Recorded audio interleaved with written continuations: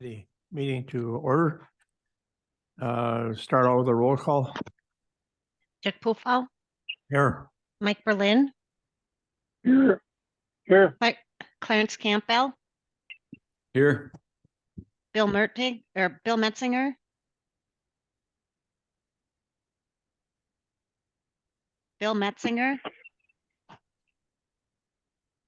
Martin Vitek. Here. Is Bill not present?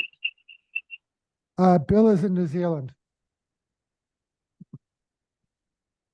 Thanks. We'll go to number 2, approval of the agenda. Need a motion. I'll make a motion. We approve the agenda. Motion Marty by Vitek, Clarence I'll Campbell second to approve. Marty. Seconded by Marty Vitek. I'd ask to make one change to the agenda. If we could remove accepting the enhanced Medicaid position. HHS is not going to be taking that position on now.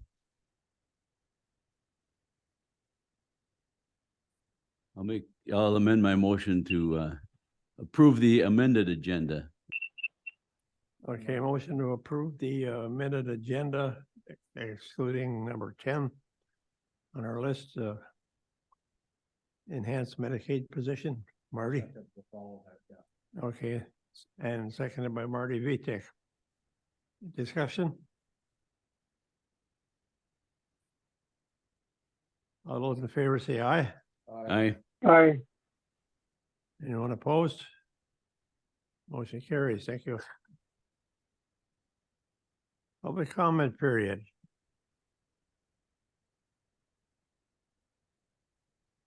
Three minutes per person. 30-minute limit for all public comments. Public comments should pertain to items on the agenda. Is there anybody online?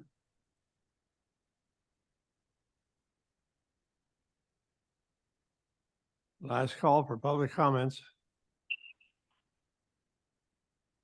Hearing none, we'll go to number 3, approval of executive committee meeting minutes for September 26th. Motion to approve the minutes. Motion by Mike Berlin, I'll second. seconded by Clarence Campbell. Any discussion? All those in favor say aye. Aye. Anyone opposed? Motion carries. Discussion and action item, approve adding Captain Jennifer Clapiro to sign checks for the SCCU jail account. You want to Yeah, speak to so that? Jennifer is the new captain in the jail. And so this would be being able to sign checks for the 2 funds that we have in the jail. And I just add that Brooke White is the new accountant and so it would be the same thing. Motion to approve. Oh, Mike. Mike made a motion to approve. Mike Berlin. Marty, seconded by Marty Vitek. Any more discussion? All those in favor say aye. Aye. Aye. Anyone opposed? Motion carries. Thank you. We'll go to number 6, discussion and action item. Approve adding Brooke White to sign checks for the SCCU jail account. The question I have, is there only one person at the jail that can sign these checks now? All right, now Is Nate Captain Delegan. Jennifer- Right now, Nate Delegan's the only one at the jail that can sign checks.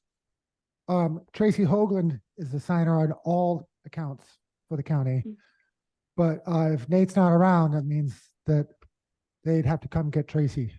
Come over here. This would make things much smoother over there. Yeah, I think things are much smoother over there. I think Brian is Motion- getting some good people in now. Motion to approve. I'll second. Motion by Mike Berlin to approve, second by Clarence Campbell. Any more discussion? All those in favor say aye. Aye. Aye.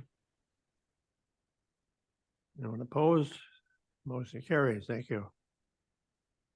Discussion action item, pay raise for supervisors. Dan, you want to handle this hot potato? Um, I don't know.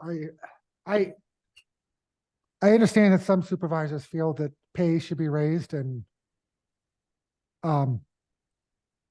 others don't. I do know that it would be a contentious issue if it goes to the board. I also don't think that it's appropriate to do this in front of an election. Having said that, I think Ashland County pays about the same as its neighboring counties. Most counties, smaller counties like Ashland County are at $50 a meeting. A few of them are higher.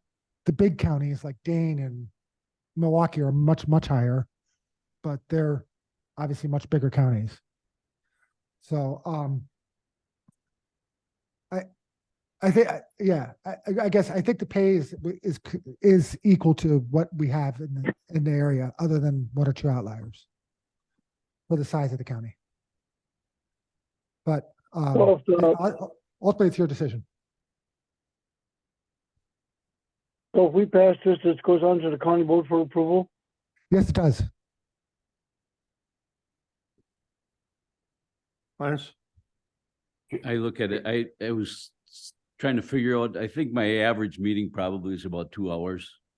Right now, that means $25 an hour, but even if it goes 3 hours, it's still $17 an hour. I don't think that's anything, in my opinion, I don't think we need to raise it. I didn't run for county board for the pay.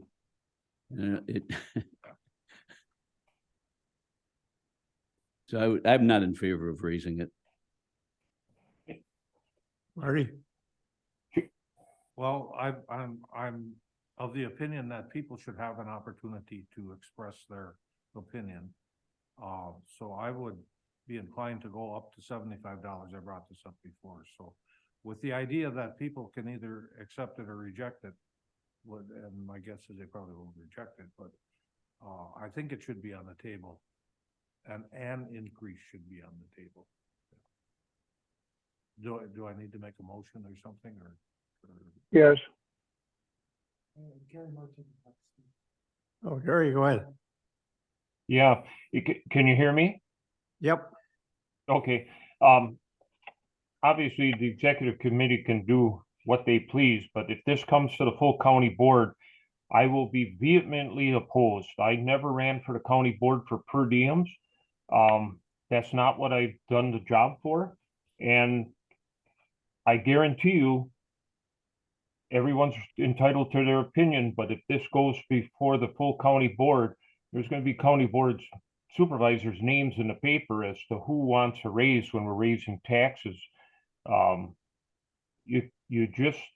It's not the environment to do this. If somebody is doing the county board for the per diem, they're doing it for the wrong reason. And obviously that's just my opinion, but I will, if this comes out of this committee to the full county board, I will stand up and make it known that I am vehemently opposed to raising per diems. Thank you. In a little bit of rebuttal to that, I don't care one way or another if this goes up or down. It doesn't matter to me. But as far as people looking down their nose at us voting ourselves a raise, if that happens, the next item on the agenda is a approved step increase for county staff. So everybody's getting a raise. So it's not like we're all alone in the boat here. I'm not gonna politic for either for or against this thing. Whatever you guys decide is fine with me, but I still think we should do something to pass it on to the full county board. I agree. I'll make that motion to take it to the county board. Just to have 2 or 3 people make this decision. This has been on the table for some time now. And I do know there's some for it, there's some against. Be it as it may, if, some names are in the paper, it's what it is. I make the motion, Motion to move it forward. move forward. No motion to disapprove or approve. I don't understand the motion. Move it forward as far as what? Yeah, you have to make a recommendation, don't you? I would Okay, think so. the recommendation, the motion is to go to $75 per meeting. And that will take us to the county board if this board approves it. I'll second that. Okay, What about the second meeting in a day? Is that gonna be half? pardon me? How about the second meeting? Right now, if we have two meetings in a day, the second meeting is $25. Is that gonna raise the second meeting also? Yeah, so remote, that would be fine. I have no problem with that. Okay, motion on the table by Mike Berlin to move this forward with a $75 per diem increase and, With the second meeting being one half. what did he say? So yeah, the second meeting would be 3750 then. That's rare, but it happens.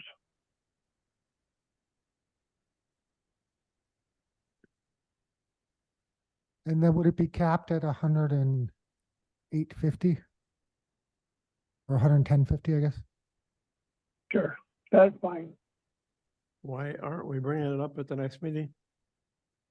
Oh, we are, this committee's moving forward. Yeah, well, they said the second meeting. I don't know what you're talking about. Second meeting of a day. Yeah. Right now, we get $50 if we have one meeting, $50 per diem for one meeting, and if we have a second meeting, we get an additional $25 for the second meeting. Yeah. Okay, So that's gonna stay the same. well, he's proposing that's raised also. It's half, roughly half of the day, the per diem rate, yeah, for the second. He's proposing 75 and 25. Can you guys put them on? 75 and 3750. Okay. I didn't hear that. All right, so the motion, I'll repeat back the motion and please correct me if I'm wrong. Mr. Berlin is making a motion to raise supervisors' pay to $75 a meeting and $37.50 for a second meeting with a cap of $112.50 per day. And that this would move it to the county board. Is that correct, Mr. Berlin? Yes, Marty? Gary Burdick might not agree with this too much, but in his situation, he spends probably an hour driving up here and an hour driving back. So that's 2 extra hours that he, but then I know Gary wouldn't quibble about that. But the point is, and we have Mike, what's his name from the island? Stark, yeah. Yeah, so there are some people who put in a lot of time just in commuting time, so just to bear that in mind.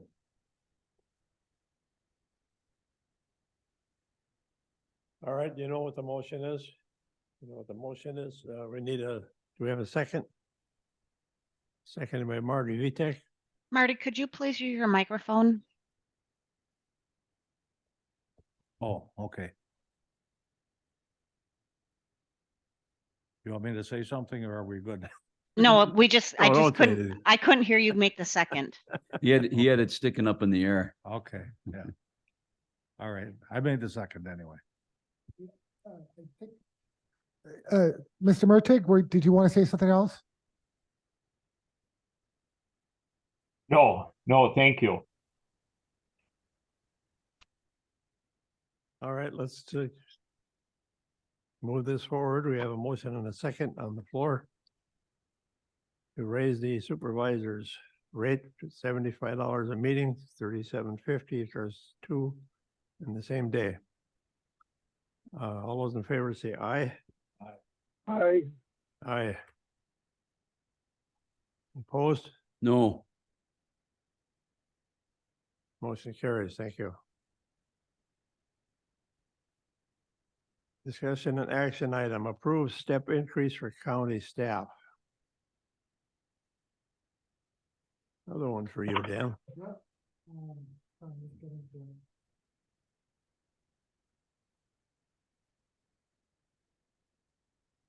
Okay. So. Uh. So this would raise all county staff. Except for people under contract like myself. And. People who have offers of, who are still working under their offers of employment and are under probation. So that'd be the first 6 months. The question we have, there are a couple questions we have, and Heather, you could maybe chime in if I don't forget something. Is one, we have 2 employees that are at the top of their step scale. So I don't know what the exact rate is, so I'm just going to make it up. But they are say they're grade 10, step 11, and there is no step 12. So I would like to say that all employees receive a 2.5% raise or 1 step increase. So those 2 employees get their 2.5% also. Then 2, the question is, how long should an employee have worked here to be eligible for a raise? So is somebody who was hired in July 1st eligible for a raise? Or is somebody hired, say, that would be 6 months. And what do we do with somebody who's hired September 1st? Do they have to wait the whole 6 months so they would be eligible March 1st? So the recommendation we're making is that all employees have to be here a year before they're eligible for the step raise. So any employee here who was here on January 1st, 2023 will get a step increase on January 1st, 2024. Anybody hired during 2023 would get a step increase on their anniversary date. That's what we're proposing, but we don't, if you have a better idea, would of course go with that. I think that way you're treating everybody fairly, I guess. Everybody, because normally employees have, an employee who's been here 10 years still has to wait a year to get a raise. So I guess the thinking is, why should a newly hired person get a raise before somebody who's been here for 10 years? Okay, you understand what we're trying to do, or do we have a motion? I'll make a motion that we approve this resolution and forward it to the county board. Okay, do you want the time limits in there, or should I? Motion by, Yeah, I would say that. Yep. I'd Okay, agree with putting the time limit in there. okay, a motion by Clarence Campbell to approve the 2.5% increase for calendar year 2024. I'll second it. I'll Second. second that.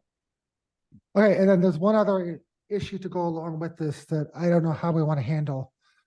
Our deputies' contract expires at the end of this year.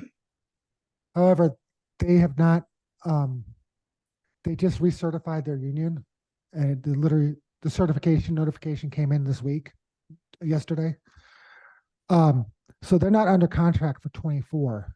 Do we want to include deputies getting a 2.5% raise automatically?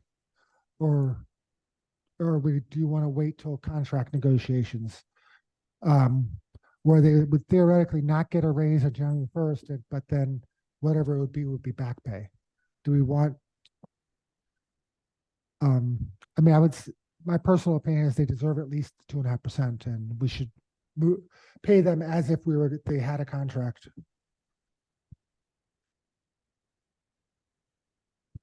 When does their Hey, current Clarence, there's a contract motion expire? that At the you end of this do. year? Yeah, December 31st. So there's not enough time to negotiate a new contract between now and the budget.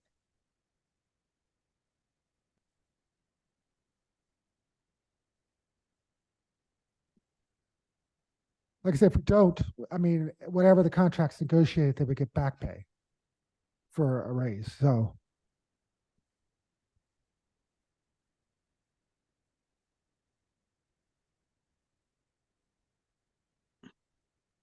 What do you All right, think, how you Clarence? Feel about it? I was gonna say, we've always treated the deputies as a separate because of that union. And I think we should probably maintain that separation and whatever is negotiated, we can go back to day one and you know, make up the pay, you know. It's back pay. I So think if- that's probably the cleaner way to do it. So if we give them a 2.5% and maybe, and what if we negotiate a 2% increase, they have to pay that back? All right, we have a motion on the floor by Clarence, right? Not yet. Oh, well, go ahead. Well, I had a motion for the previous, I mean, you want that included in this resolution? No, if you don't want to do anything on it, don't, just leave it the way you have it.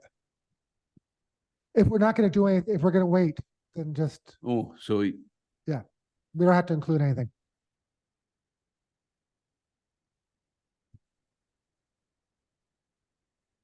So what your original motion's fine, is what I'm saying. okay. Yeah. So that we're just looking at the Yeah, step increases for the, right.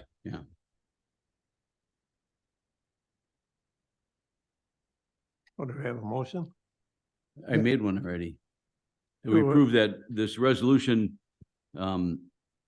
raising all county employees one step, and that they have to have been here at least a year before they get that increase. But that doesn't include the sheriff's department. Right. Okay.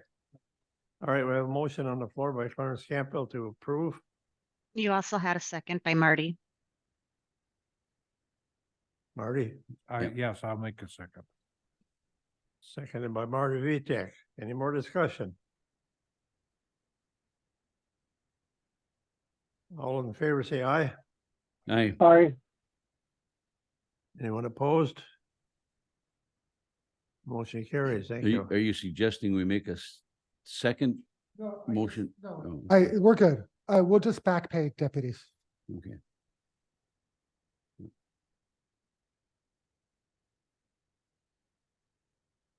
Okay, we're gonna go to number 9, discussion action item, approve health plan rates for 2024. Okay, if, again, we just got this Friday afternoon. So it's on page 7 of the big packet. So, insurance rates went up.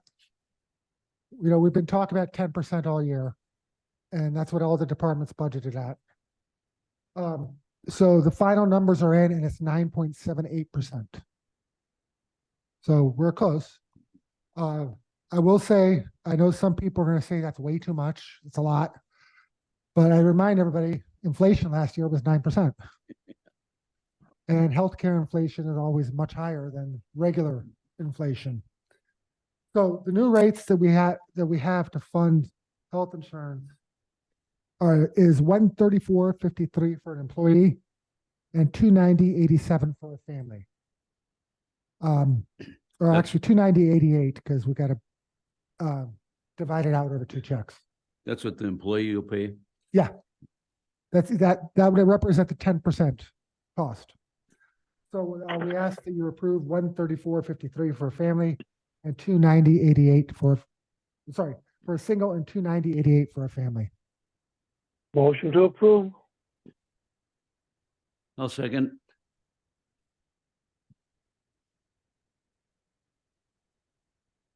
We have a motion by Mike Berlin and seconded by Clarence Campbell to approve. Any more discussion?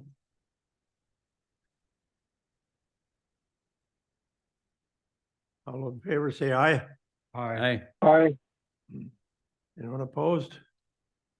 Motion carries. Thank you. Take number 10 off the table. We've got 11, discussion action. Item, approved land conservation position. So, Mary Jo, can you make this very brief instead of still they've read the documents in the paper, in the packet. Do you have a recommendation?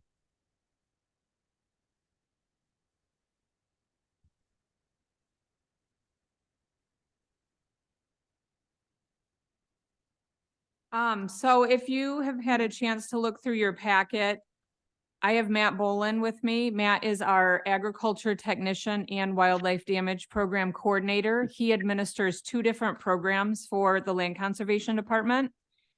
And I attended a meeting with you back in June, talking about the fact that our ag program and our wildlife damage program have both increased with the amount of job duties that we have. And it's basically that combined position has grown beyond the capabilities of one person managing both.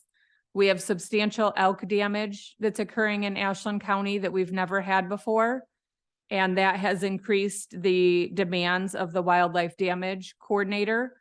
And his job as a wildlife damage coordinator is to work with farmers and producers that receive damage from bear, deer, geese, elk, and turkey.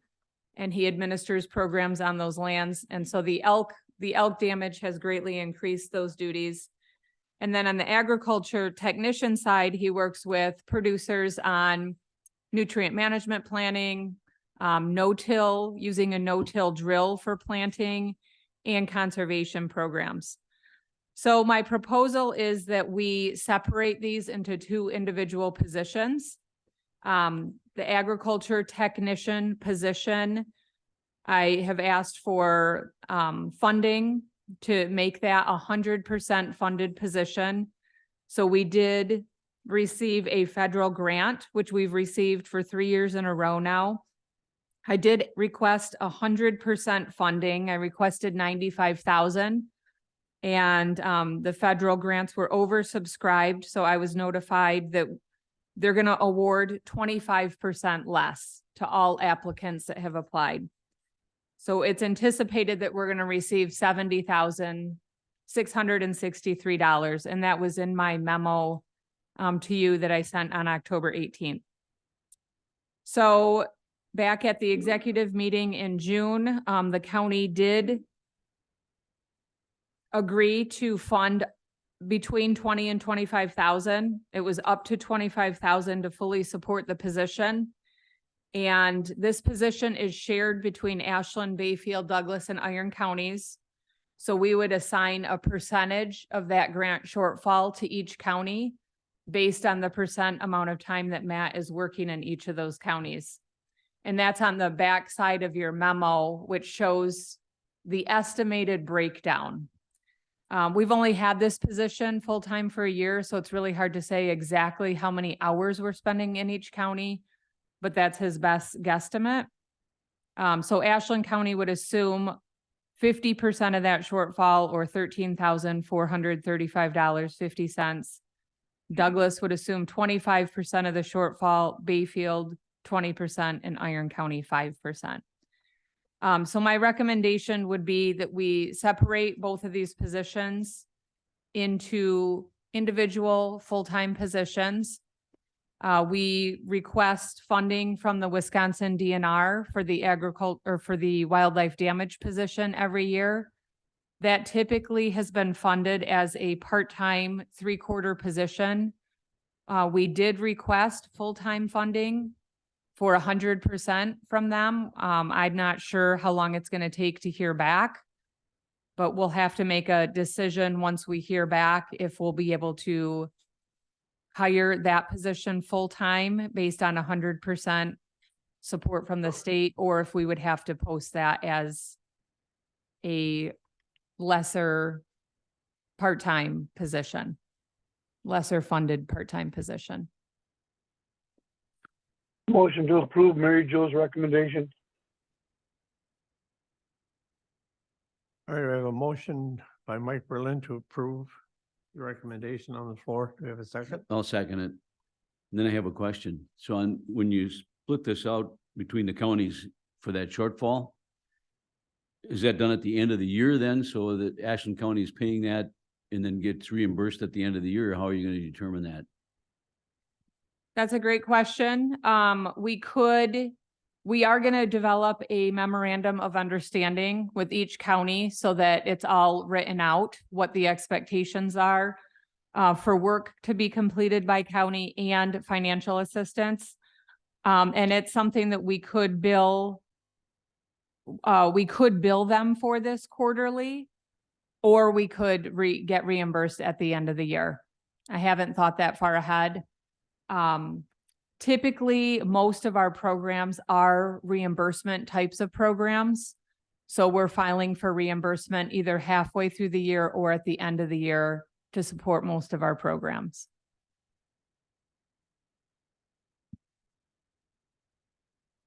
George, If I understand this correctly, to me, the primary question is how to deal with a shortfall in funding the wildlife position. Is there an answer to that?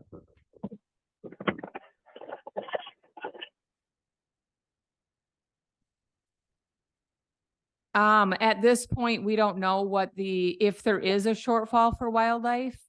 We have requested 100% funding from the DNR for the wildlife damage position, but we have not been notified yet if the DNR is going to fund that position at 100%. For the agriculture technician, we requested a grant for 100% funding, but we were notified 2 weeks ago that all applicants are going to receive 25% less. So the shortfall for the ag tech comes out to $26,871. And so that would be allocated between the 4 different counties. George, Okay, so I don't have any problem with the ag tech position. It seems to me that's covered by the executive committee's prior commitment and the expected funding from the federal program. The question in my mind is, why don't we just turn over the wildlife program to the DNR? When it seems to me we can expect a shortfall in the funding for the wildlife program, because this would be 100% would be basically doubling the contribution, if I understand it, from the DNR to go to 100%. They've been funding a 50% position. So I'm concerned about whether we have the money to pay that shortfall if it occurs. And then the question is, why don't we just do like Douglas County and give it to the DNR and allocate part of our ag tech time, maybe 10% of the ag tech's time, to be an advocate for our people to the DNR to make sure the DNR is doing their job. The elk damage is really, hey, it's a state program, right? These are questions in my mind. Yeah, so that's another question for us. And I don't know if the executive committee is the place to actually make that decision without it going through Land Conservation Committee. The wildlife damage program in the state is administered. The state statute requires that the county administer the wildlife damage program. In 53 counties, the counties actually work with the state wildlife services to do all of the field work, to go out to farms that have damage and they assess the amount of damage. They work with the farmer to file reimbursement claims, and those technicians would also work on abatement practices, whether they're issuing kill permits, whether they're putting up fencing, whether they're using cannons as noise deterrents. There's lots of different practices that can be implemented for abatement to deter whatever the animal is that's causing damage.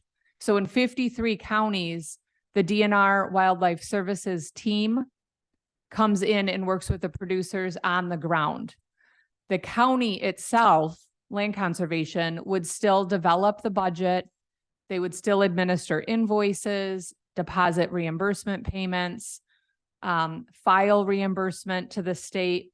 So the county itself would still administer the program, but they would have DNR field workers that would help implement the practices on the ground. 17 counties in the state, including Ashland, Bayfield, and Iron, we have our own person our local person that does all of that work in the county. And we've been doing this for 25 years. Now we are at the point where that damage program has grown enough where we need a person that is just full-time doing that. And Matt's position is split between the ag work and the wildlife damage. But if the DNR will not fund it 100%, then we are going to have to decide, do we try to hire someone part-time? Or do we determine at that point that we will turn these duties, the field duties, back to the state? And then Ashland County would just administer the administrative parts of the job. I'm not sure that this committee is able to make that decision today, because we administer that program on behalf of Iron, Bayfield, and Ashland County. So I don't know if that answers your question, George, but I think if we find out from the DNR that they're only going to fund that position at X%, then we have to talk to the other counties that we're also administering it for and find out what their preferences are. And then perhaps talk to the Land Conservation Committee about it. So should we maybe recommend that these positions be split and then send it back to the Land Conservation Committee to pursue ways of doing that, determine what the best procedure is?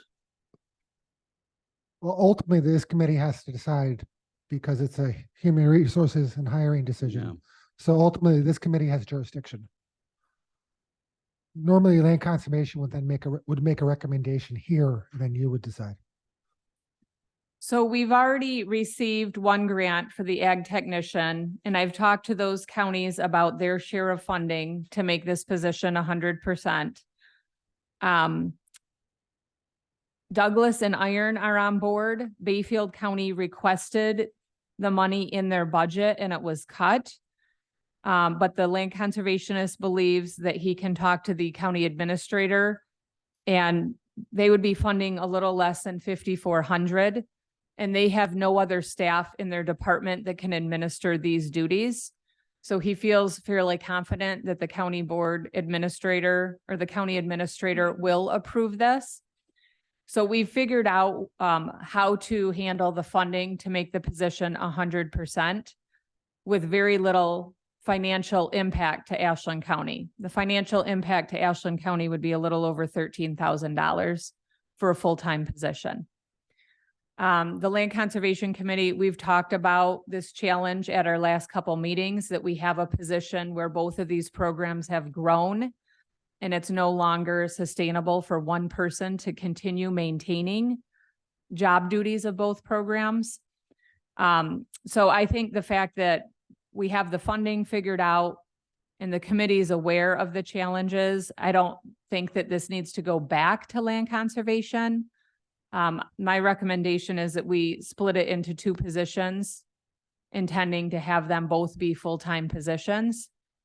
And for the ag tech, we already have the financial resource in place to make that possible. If we find out from the state that they are not going to fund wildlife damage at 100%, then that's when we would have to determine how are we going to handle that position.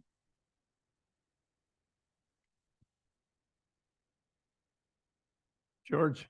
So why do we administer for Bayfield and Iron counties? And why does Ashland County have that job? For the ag tech program?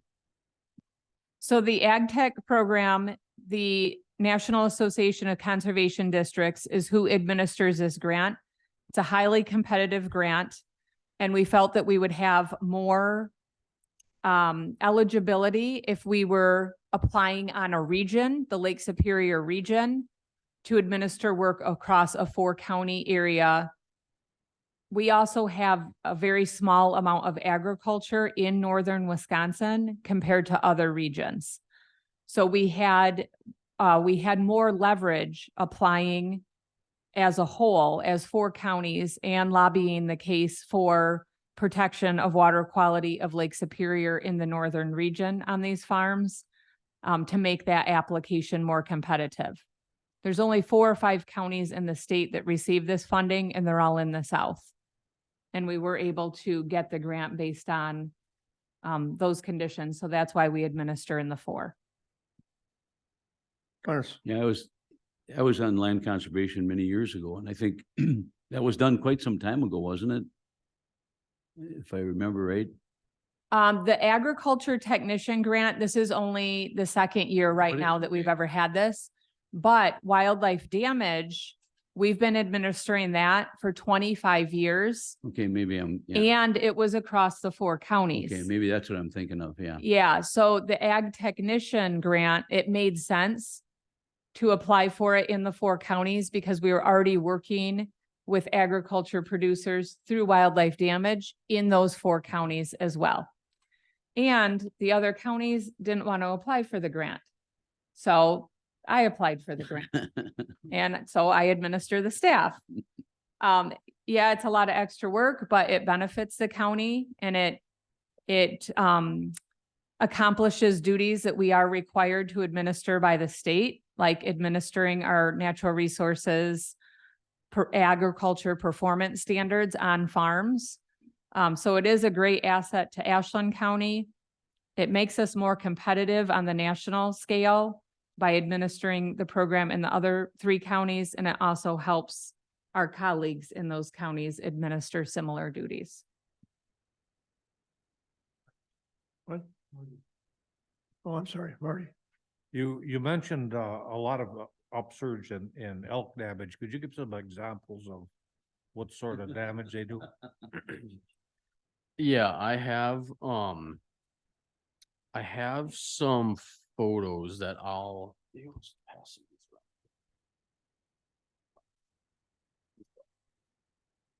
around. These are some photos. This paperwork was put together for this. These photos I put together for the Land Conservation Committee. At the next one, we're going to be setting prices on beans and corn. And I printed these out because it shows some of the damage from elk. Primarily what I've been dealing with throughout the course of the summer is when the elk are eating on corn and soybeans, and they can wipe out entire fields in a very, very short amount of time. There is some of those pictures of the one person in the field that is in southern Ashland County. That particular field, 80% of the corn was eaten in the course of 2 nights. The field right next to it from the same farmer, 100% of his cornfield was eaten in that same 2-day stretch, and 40% in another one of his fields. They do so much damage so fast. Over the course of the winter, which is generally when like ag tech work would pick up, when farmers have slightly more downtime to work on nutrient management plans. This last winter, elk ate an insane amount of hay bales. In the same area, you cover some hay bales, they move to the neighbor. You cover those, they move to the neighbor. You cover those, and so on and so forth. So they just kept moving from hay bale to hay bale, and that's a big deal because it's a lot of money, but also a lot of those people, like a couple of them, they had alfalfa bales on land that they lease.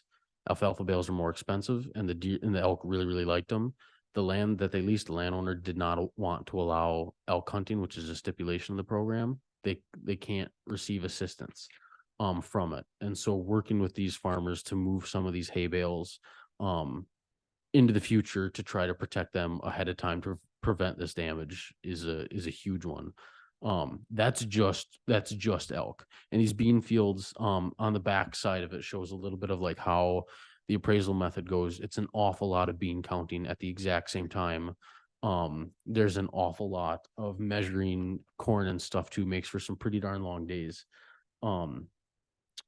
And So when you hear the phrase bean counters, it is a real thing for this guy. every single field I'm counting well over 1,000 beans one by one. I'm definitely a bean counter for like 2 weeks. And so anyway, there is a substantial amount of damage, and it's moving place to place. The elk are spreading, the elk population is growing. They're splintering up. The other thing, especially with the elk, there's a lot of concern from a lot of people. There's something new. The farmers feel like it's something they did not ask for, and they very much feel attacked and like they're not being heard by it. And so us being out there immediately trying to do everything we can makes them feel a lot better. The other kind of unfortunate thing with like the hay damage in the winter is there's a $500 deductible. That's kind of a lot of hay bales. And so they're getting repetitive damage and then they're feeding these hay bales to their cattle. Well, then we can't do anything about that claim. And then there's the $500 deductible. The elk are frustrating, to say the least, to a lot of these farmers. So we're working with things to get them going, but that's a lot of what that elk damage is too. And there's other things with it. Turkeys are probably the biggest in the winter too, to silage. And the elk have just added a year-round thing where they typically haven't, and it's been kind of a lot of damage too. And the round bales are bales that farmers are typically using to feed their beef cows. So we've had the beef farmers that have large 900-pound round bales that the elk find in the winter, and then the elk harbor there and feed off of those round bales for weeks at a time. And then the farmer does not have that food source for his beef cows now. And it's really hard for them to find additional sources of food at that point in the winter. Clarence, I was down in the Wausau area about a week and a half ago, and there's still a lot of corn in the fields. Maybe we can ship the elk down there and let them feed down there. They don't want them. I've asked. So can I make a recommendation? We go ahead with Mary Jo's recommendation, and then if we don't get the money in the spring or later, we find out from the DNR, we can decide whether or not to turn the wildlife damage program back to the state at that point. My motion stands. Mike, I have a motion on the floor, do I? Yes, you do. Okay, Mike made a motion to approve. Mike, Mr. Berlin made a motion to approve Mary Jo's request. I think I seconded it. Yeah. Chair Mr. Clarence Campbell, seconded. Do we have a second? Yeah. Clarence, right. Motion to approve by Mike Berlin, seconded by Clarence Campbell. Any more discussion? All those in favor say aye. Aye. Aye. Aye. Anyone opposed? Motion carries. Thank you.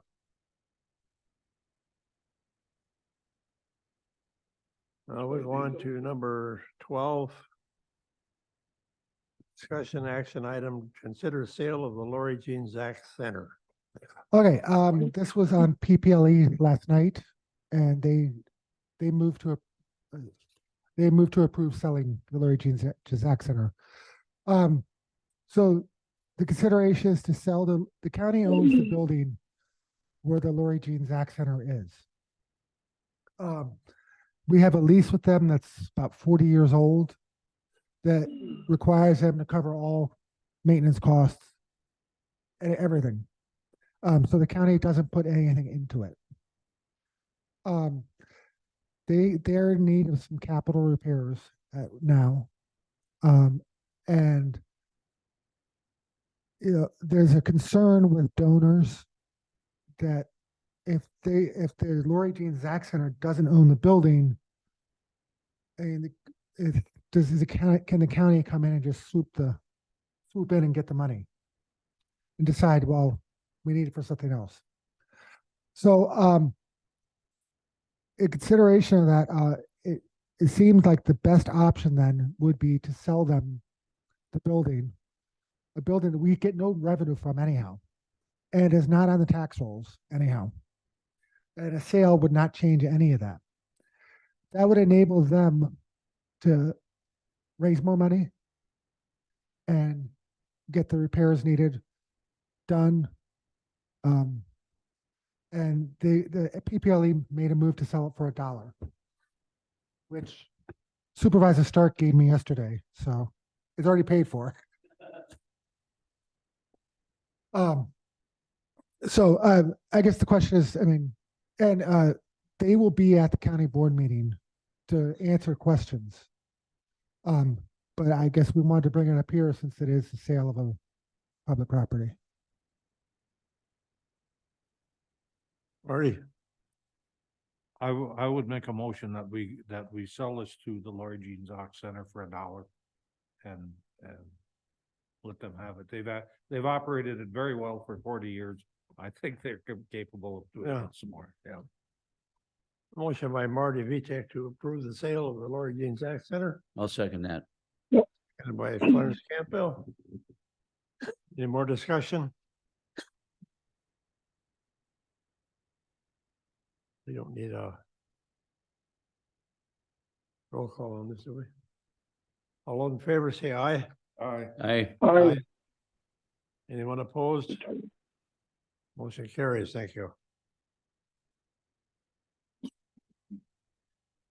Administrator updates.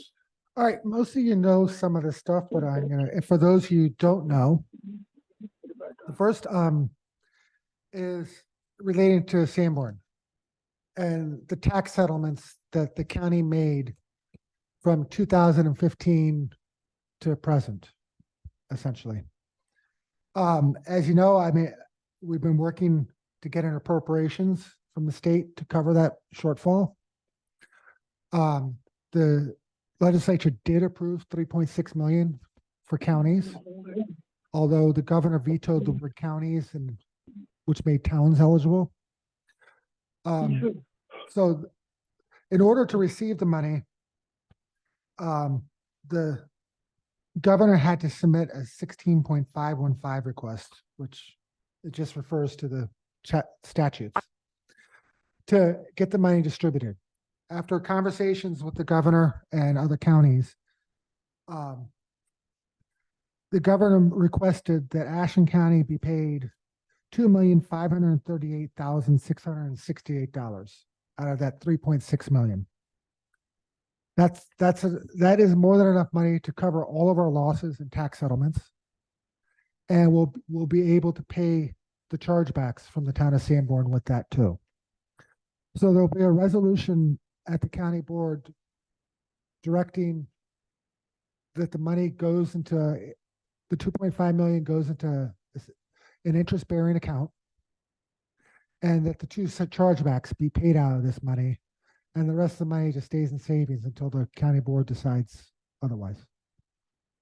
So it's my understanding is we'll receive that money very soon, like within the month. So we'll be able to write off all those tax bills that were made exempt by the appeals court. So a copy of the thing will be in the packet for the county board too, so everybody can see it. But that's good news. I mean, we're getting our money back. And just as a side note, the town of Sanborn will be getting $222,425. And how they figured out the town monies was they figured out what the revenue loss would be in year 1 and 2 due to exempt properties. And they gave the towns 100% of year 1, which is the current year, and then 80% of year 2, which is next year. So it solves the issue for this biennium, but does not solve the issue going forward.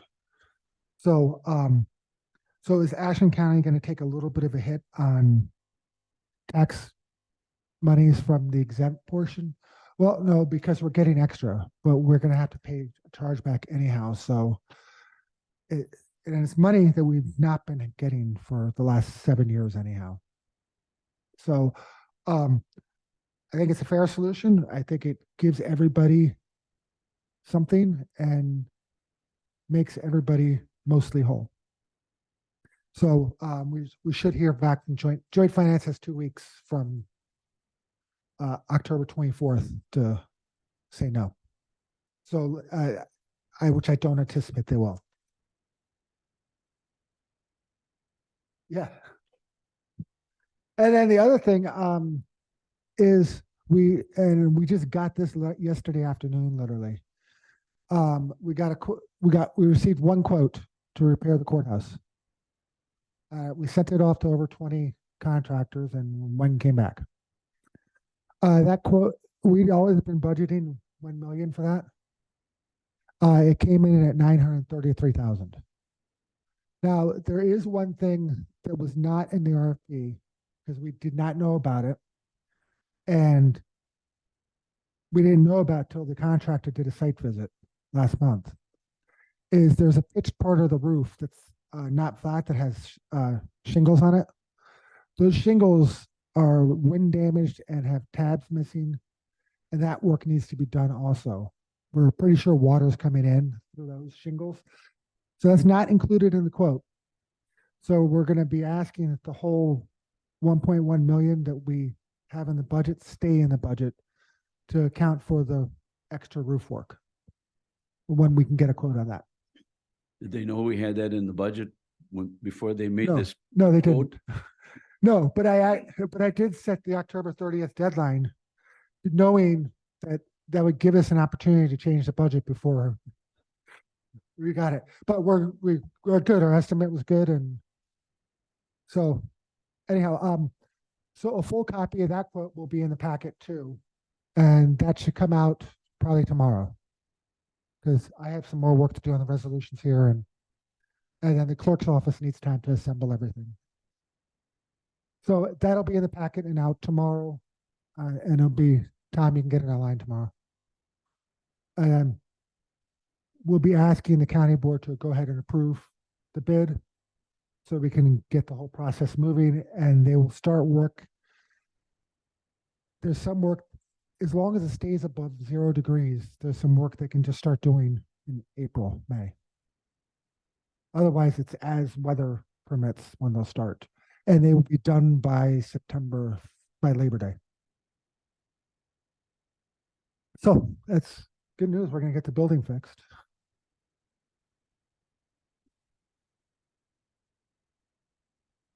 We might as well do it right in the first place and be done with it. Yeah. Yeah. Yeah. Yeah, and I know you guys are looking at the book there. This company actually specializes in historic buildings. They only work on buildings that are 100 years old. So they're accustomed to whatever might show up once you start moving stuff around. So they know how to handle these. The company's from Minneapolis. So they work all over Minnesota and Wisconsin. In fact, I think they did a basic. They also do historical buildings, right? Yeah, yep. That's all they do is historical buildings.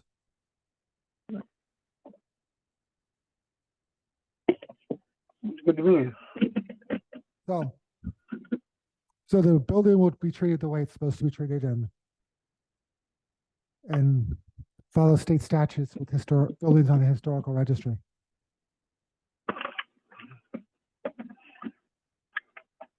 Oh,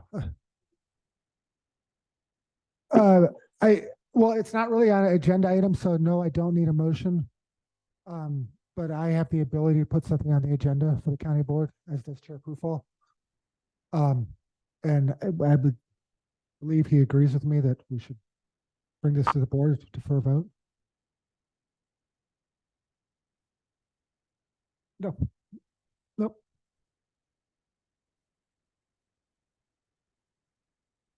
Other than that, if you have questions about anything.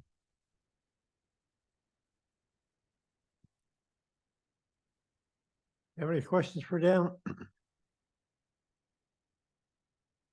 George?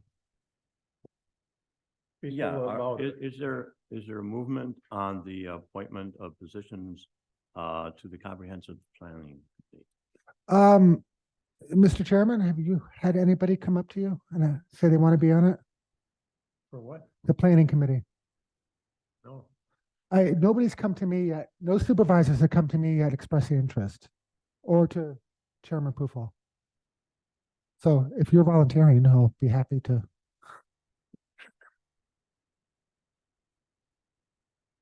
You got your foot in your mouth, George.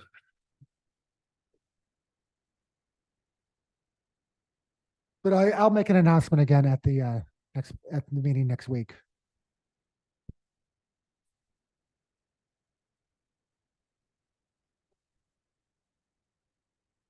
Well, I think then in April, the board chair is going to make some appointments. Draft somebody? Yes. Okay.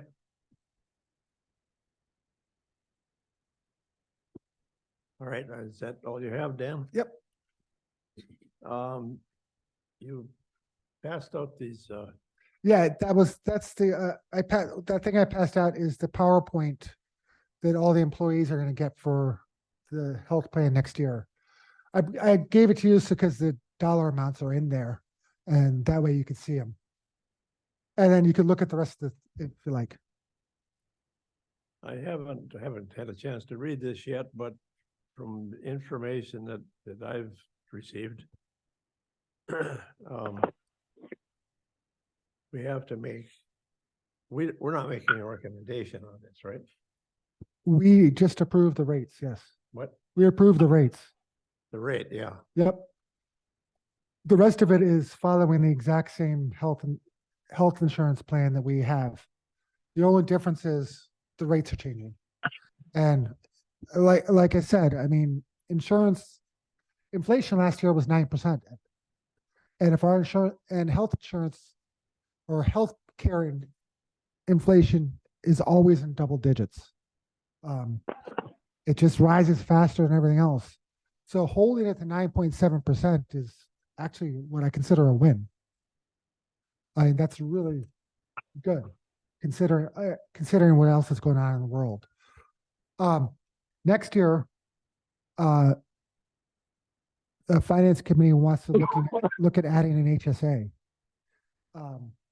We did feel that that's a drastic change in health insurance, and that employees need some time to actually understand what an HSA and what it does before we make that change. And so we're going to be spending the next year educating them on HSAs and what health insurance would look like.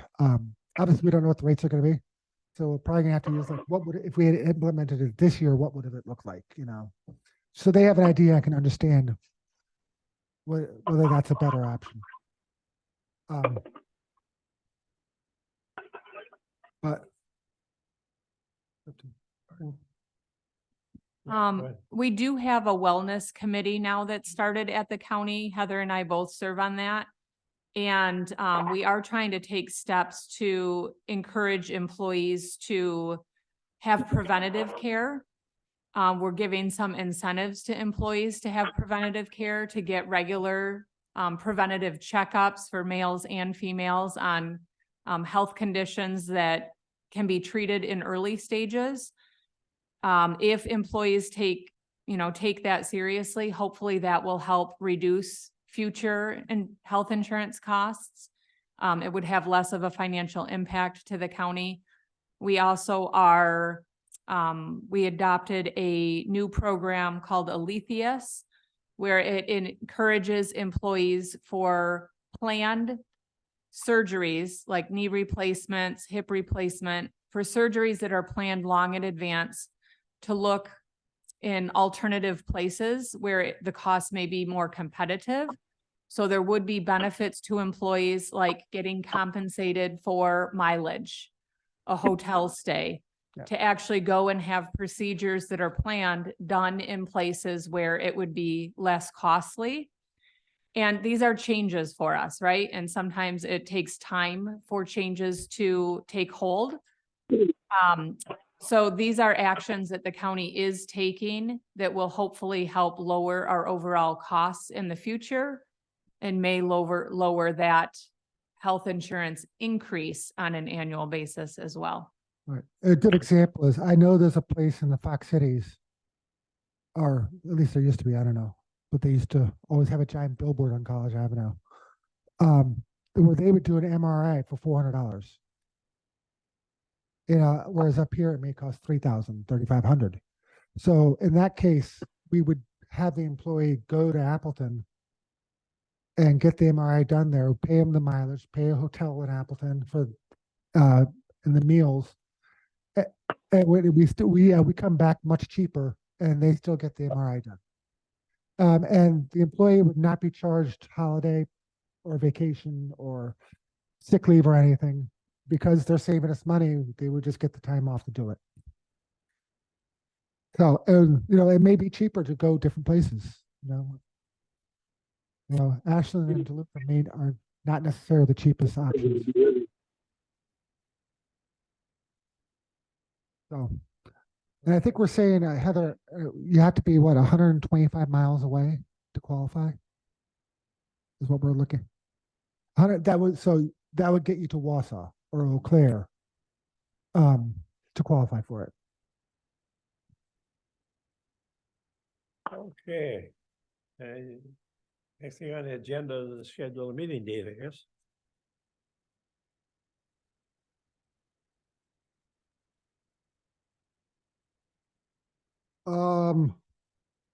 Well, December.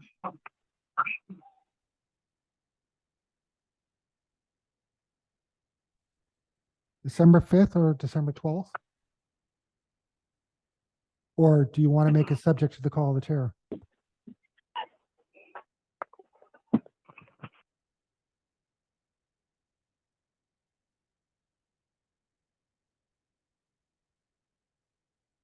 I'm open on either day. The question I have, is, are we okay with this 9 o'clock meeting for, this, committee? Been an issue with our finance committee, the 9 o'clock is not good, but I just want to bring that up. I'm okay with just 9 to 11. I believe everybody on this committee is retired, so they don't have the same issues that the finance committee members have. Okay.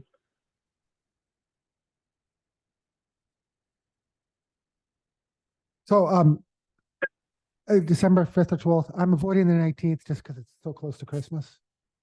And people have a tendency to leave or be busy with families buying Christmas stuff And stuff. Well, I'd be open to leaving it up to the, Matt, to Dan. If we need one, we can have one. If we don't, we won't.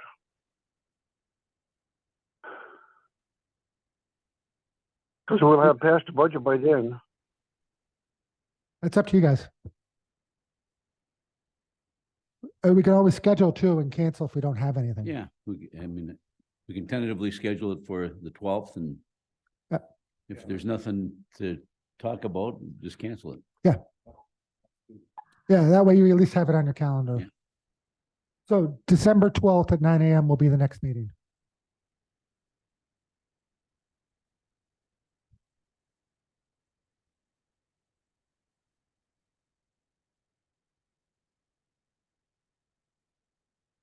Okay, and then Okay, Make it everybody so. got that?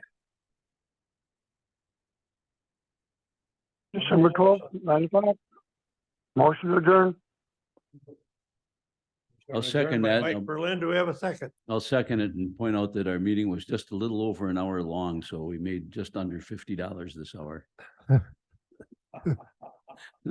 This makes up for it. Yeah, there you go.